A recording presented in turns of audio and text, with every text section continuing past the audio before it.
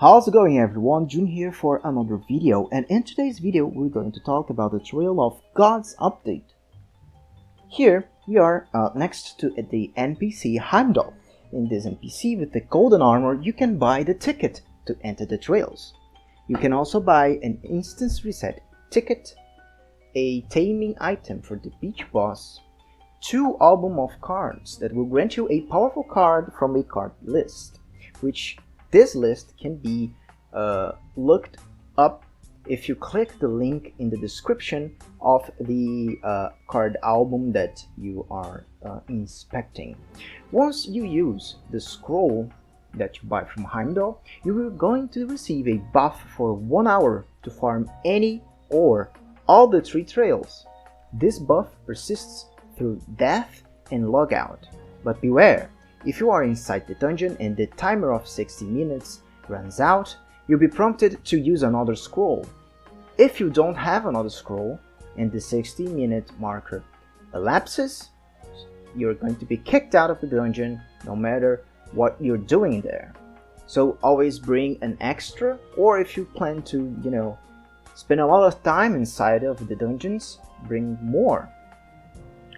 Now let's move on to each trail and talk a little bit about them. The first one is the Thor trail. It's an open circular map layout, features buffed open world bosses with increased HP and moderate damage reduction. When you defeat it, the boss drops 1 Mjolnir fragment. The reward is granted to the killer or all party members within 30 cells. It's pretty hard to kill them, so bring a well-versed party with a lot of damage dealers. We have now the Loki Trail. It's an open circular map layout, same as the Thor Trail, and hosts the Shadow type boss monsters enchanted with deadly level damage reduction. Upon defeat, the boss drops 1 Mind Stone fragment, and this reward is also granted to the killer or all party members within 30 cells. Bring party members strong enough to resist, to revive you, and to kill it with a lot of damage. If you want to leave each dungeon, you can step inside the portal and wait 10 seconds. Let's move to the last one, the Odin's Trail. This trail is the more complex of them all because we have 3 separate arenas here. Features exclusive high-level custom bosses with advanced mechanics and extreme damage reduction.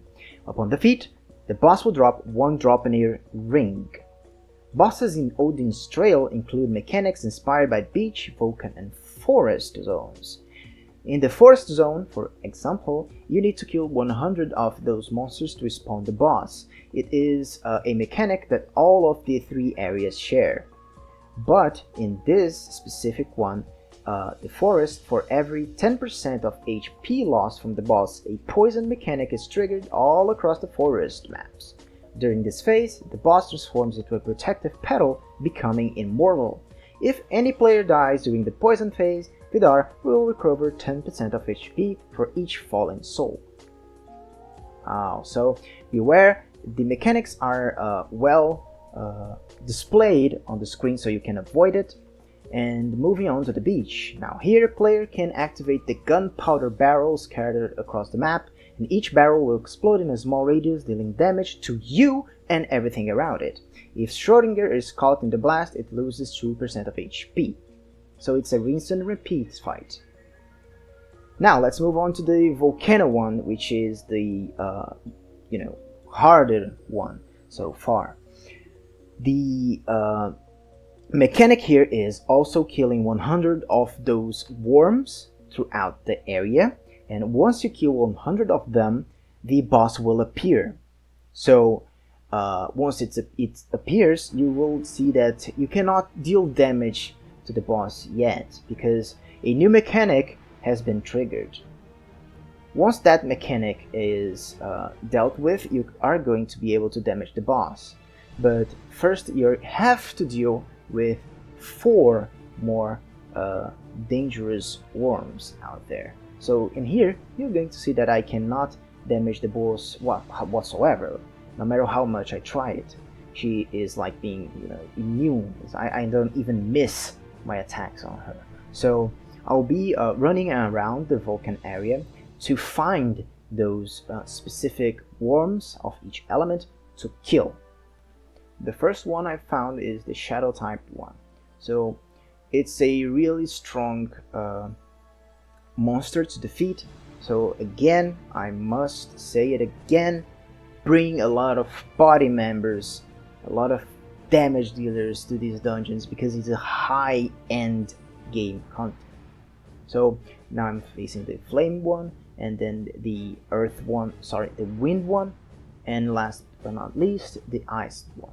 Upon defeating all of them, you can go back to the boss and finish it up. It's going to lose its immunity and you can defeat it. So the reward in Odin's Trail mode will be a treasure when the boss dies, which will be active for 3 minutes and will no longer be allowed to enter the arena within this 3-minute interval.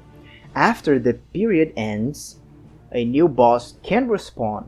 So you can farm a specific boss several times if you want to get the chest in the end. So you only will have to wait 3 minutes for each respawning boss. And this should wrap up the video for today. I hope you have enjoyed the video. I see you all in the next one. Stay safe and goodbye.